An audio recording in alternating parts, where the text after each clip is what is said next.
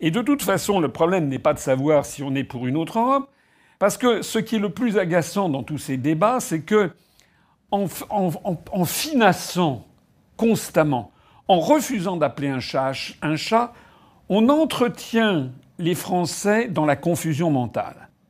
Exemple de confusion, c'est dans le tweet, dans le fil de discussion des tweets de M. Caténins. Je lis ceci. Je partage, c'est un internaute, hein, je partage cette idée que cette Europe mise en place de force en s'asseyant sur le vote populaire référendaire et vérolée par quelques 50 000 lobbyistes n'est pas celle que les Français attendent. Europe, oui, mais pas celle-là. Alors ça, c'est vraiment le cancer de la France, de la politique française. On a mis dans la tête des Français, depuis 60 ans, que les Français sont pour l'Europe, mais pas pour celle à laquelle on assiste. Je renvoie à ma charte, à la charte que j'ai écrite lors de la création de l'UPR, où j'explique déjà ce phénomène. C'est-à-dire que l'on veut faire croire aux Français qu'il y aurait une autre Europe possible.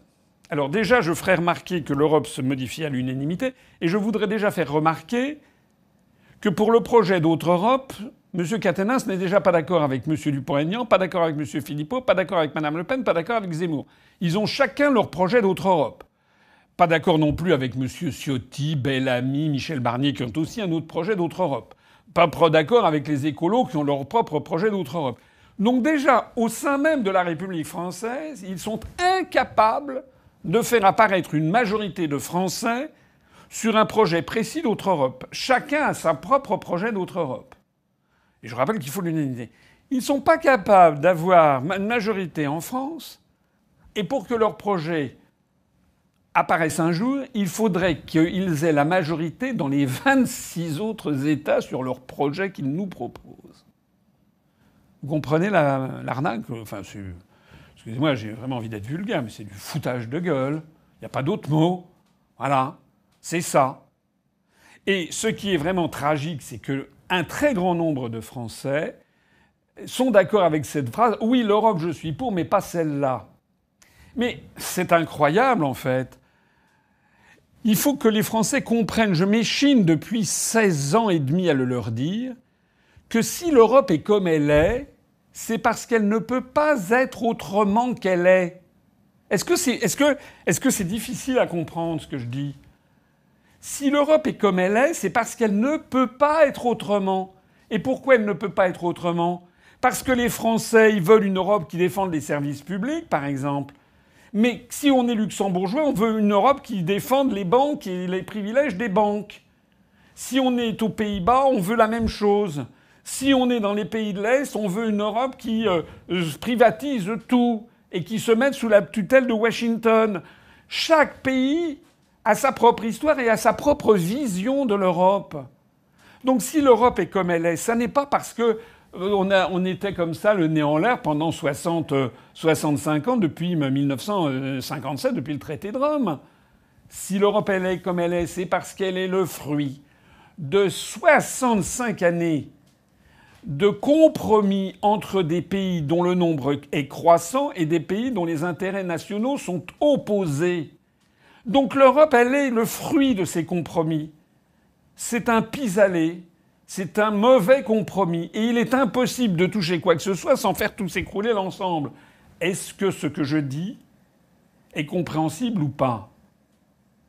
Alors il y a des gens, évidemment, comme disent les Chinois qui ont un beau proverbe, les Chinois disent « c'est dormir toute sa vie que de croire à ses rêves ». Alors évidemment, on peut imaginer une autre Europe qui sera conforme à ce que moi je souhaite.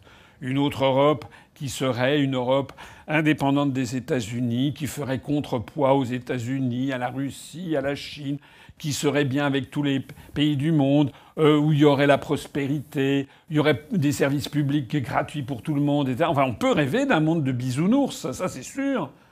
Mais ça ne fait en aucun cas avancer l'affaire, puisque de toute façon, ça n'a pas de prise sur le réel.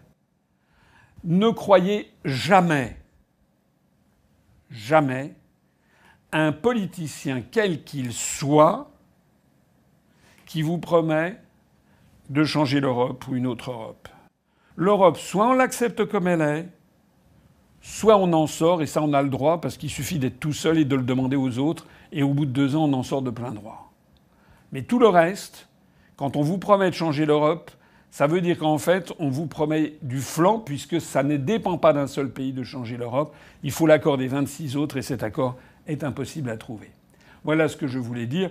Ça commence très fort. Hein. Déjà, on n'a même pas commencé les vacances d'été qu'on voit déjà se pointer le discours de la NUPES, de LFI d'un côté, de Dupont-Aignan, de Zemmour et de Mme Le Pen de l'autre, qui tout le monde va communier dans un projet d'autre Europe à la Saint-Glinglin.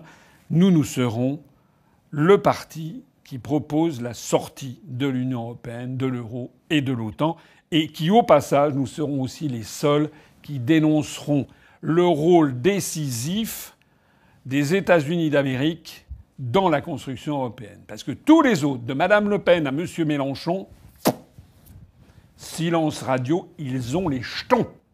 Eh bien, la France ne peut pas être dirigée par des gens qui ont les jetons devant Washington.